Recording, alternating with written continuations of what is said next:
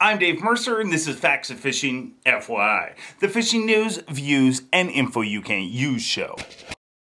And I gotta be pretty honest, this week's a pretty special week around here at Facts of Fishing Worldwide headquarters. Why? Because our Facebook group cracked 20,000 members. That's right, 20,000 members of Dave Mercer's Facts of Fishing Facebook group. We wanted to throw a big party and do all sorts of cool, crazy stuff. But that wasn't in the budget. So instead, we're gonna take one Facebook member fishing. If you wanna know details, go to our Facebook group. Okay, so our first story this week, this is basically, most likely, potentially, the most aptly named town in the history of town names. Before I tell you the name of the town, I'm gonna tell you the story. It starts in California. I want to do something with my wife. While everybody all over the world is searching for a way to get kids to put down their Game Boy and get outside and enjoy the outdoors, this town doesn't seem to care much about that. Because this week, basically what they're doing is they're having a vote to try and ban fishing in local waterways. That's right, children. If it's a municipal waterway, you can't go there, you can't fish or net crayfish or do any of the things that we all grew up doing. I am Pepe the King Prono guy. And here's the kicker. The name of the town? Walnut, California. Well, hopefully the Walnutians or Nutters or whatever you're called if you live in Walnut, California, hopefully they smarten up because there's tons of great things that the sport of fishing can do. I mean, it gets people outside, it gives them a passion, a pastime, it solves crimes. That's right, I said solves crimes. It does. It solves crimes. Just ask tournament angler Simon Frost and he'll tell you.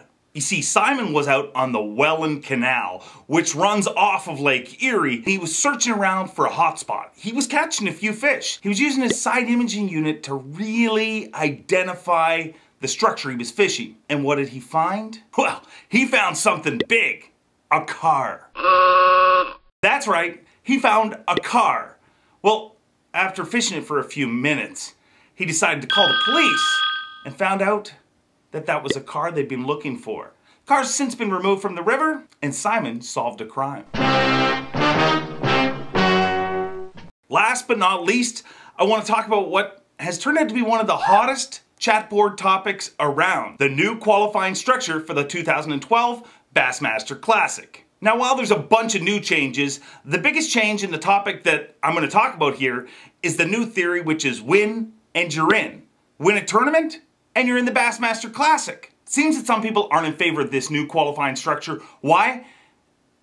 Because you just have to win a tournament. Just a tournament. I mean, think about it. All you gotta do is go win a tournament. In the past, they used to take the top 36 from the Toyota Tundra Bassmaster Angler of the Year points. They've changed that. Now they're only taking 28. But those 8 spots didn't disappear. They're reallocated to the winners of the events. So if you win one of the elite events, you're in the Bassmaster Classic. Also, if you win a Bassmaster Open event, you're in the Bassmaster Classic. Some people feel that they're not rewarding consistency. And you know what? Maybe you've got a point. Maybe they're rewarding winning. Isn't that the point of any sport? To win? Yeah.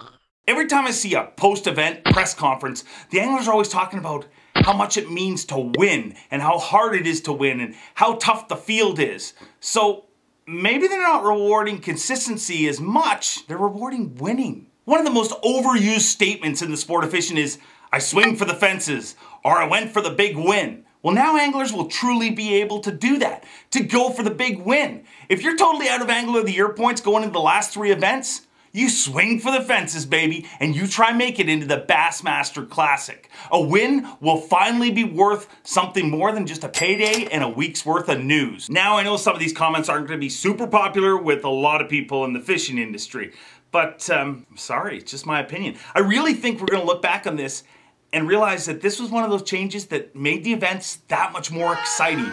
You know, as far as rewarding consistency goes, they're still taking 28 anglers from Angler of the Year, which is 30% of the field, which is pretty consistent with other pro sports.